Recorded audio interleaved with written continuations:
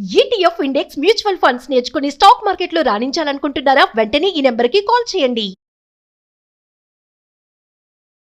నమస్తే, welcome back to Suman TV. Present మనతో పాటు ఉన్నారు అనలిస్ట్ మందర్ కృష్ణారెడ్డి గారు.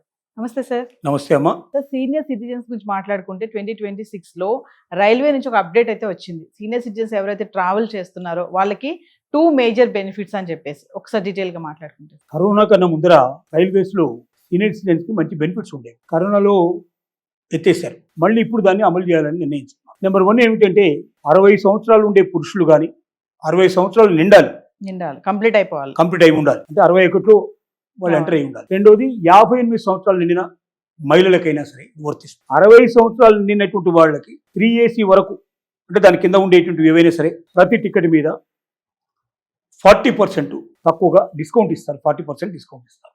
58 సంవత్సరాలు నిండి ఆ పైన ఉండేటువంటి మహిళలకి 50% డిస్కౌంట్ ఇస్తారు. ఎందుకంటే వృద్ధులు అనేక అవసరాలకు ప్రయాణం చేయాల్సిన పరిస్థితి ఏర్పడుతుంది. ఒకటి, వృద్ధాప్యంలో సహజంగా ఏదైనా పుణ్యక్షేత్రాలు తిరిగి రావాలని చాలా మంది కోరికలు ఉంటాయి. తీర్థయాత్రలు. ఇంకోటి, కూతురు దగ్గర నుంచి కొడుకు దగ్గరికి, కొడుకు దగ్గర నుంచి కూతురు దగ్గరికి, ఇలాగా ఎక్కువ మంది సంతానం ఉంటే ఎక్కువ మంది దగ్గర కనీసం సంవత్సరంలో ఒకసారి 2 సార్లు వెళ్ళి చూసి రావాలని కోరిక, కాంక్ష ఎక్కువ ఉంటుంది.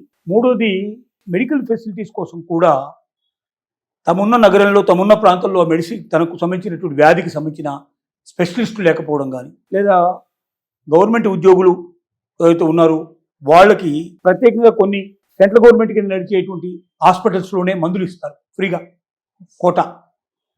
వాళ్ళు ఉన్న ప్రదేశాల్లో అవి ఉండవు. ఇంకో టౌన్కి వెళ్ళి, ఇంకో సిటీకి వెళ్ళి తెచ్చుకోవాల్సి ఉంటుంది. అలా తెచ్చుకోవాలంటే ప్రయాణం చేయాలి తప్పదు. ఇలాగ అనేక అవసరాల కోసం వాళ్ళు ప్రయాణం చేయాల్సిన పరిస్థితి ఏర్పడుతుంది. ఈ ప్రయాణాలు చేయాల్సిన పరిస్థితుల్లో మరి వాళ్ళకి డిస్కౌంట్ లేకపోతే చాలా బాధలు పడ్డారు. కరోనా నుంచి ఇక వాళ్ళు 100% మొత్తం పే చేయాల్సిన పరిస్థితి ఏర్పడింది. దానివల్ల చాలామంది చాలా సఫర్ అయినారు వాళ్ళు. సో ఇప్పుడు మళ్ళీ గవర్నమెంట్ ఈ నిర్ణయం తీసుకోవడం, రైల్వే మినిస్టర్ దీన్ని ప్రకటించడం అనేది చాలా ఆనందకరమైన విషయం, సంతోషకరమైన విషయం. వీటి లోపల ఒకటేమో డిస్కౌంట్ ఇవ్వడం అనేది అయితే, రెండోది లోయర్ బెర్త్ 60 ఇయర్స్ పైన ఉండేటువంటి పురుషులకు కానీ 58 ఇయర్స్ పైన ఉండేటువంటి స్త్రీలకు కానీ ఆటోమేటిక్గా వచ్చేట్టుగా వాళ్ళు సాఫ్ట్వేర్లోనే మార్పులు చేశారు. ఓకే, అంటే మనం ప్రత్యేకంగా మాకు లోయర్ బెర్త్ కావాలని రాయాల్సిన అవసరం లేదు. టికెట్ బుక్ చేసుకున్న ఏజ్ ఉంటే ఆటోమేటిక్గా ఏజ్ అక్కడ కనబడంగానే లోయర్ బెర్త్ వచ్చినట్టుగా వాళ్ళు ఏర్పాటు చేశారు. ఇది ఒక చాలా సంతోషకరమైన విషయం. ఎందుకంటే చాలామంది పైకి ఎక్కలేరు, వయసు రీత్యా పైకి ఎక్కడం చాలా కష్టం అవుతుంది. అలాంటి వాళ్ళు లోయర్ బెర్త్లో పడుకోవడానికి అవకాశం కల్పించారు. డిస్కౌంట్ తీసుకుని వాళ్ళకు కూడా లోయర్ బెర్త్ ఇస్తారు. అంటే ఫస్ట్ క్లాస్ లాంటివి ఉన్నాయి, 3rd AC వరకే ఇది ఇచ్చే అవకాశం ఇచ్చారు. 2nd AC కానీ లేదా ఫస్ట్ AC కానీ ఉండేటువంటి వాళ్ళకి కూడా 60 ఏళ్ళు దాటి 58 దాటి లేడీస్ అయితే ఆటోమేటిక్గా వాళ్ళకి లోయర్ బెర్త్ ఇచ్చేటువంటి అవకాశాలు కల్పించారు.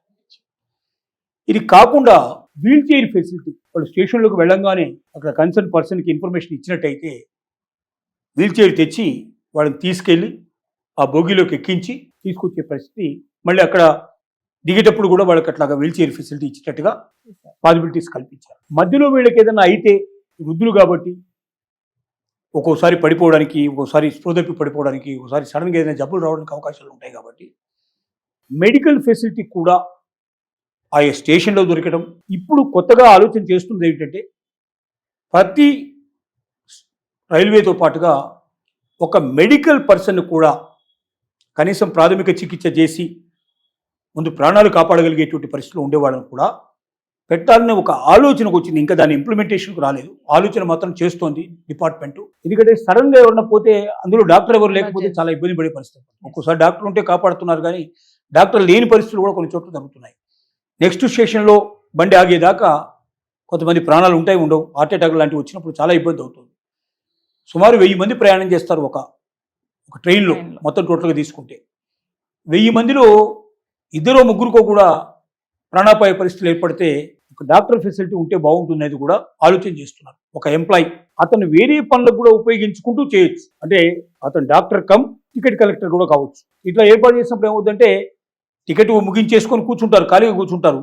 సో ఏదైనా ఎమర్జెన్సీ వస్తే మెడికల్ దానికి అటెండ్ అవుతారు. ఇలాంటి ఆలోచన కూడా ఉంది. ఏదేమైనప్పటికీ సీనియర్ సిటిజన్స్కి ఒక మంచి న్యూస్ ఇది.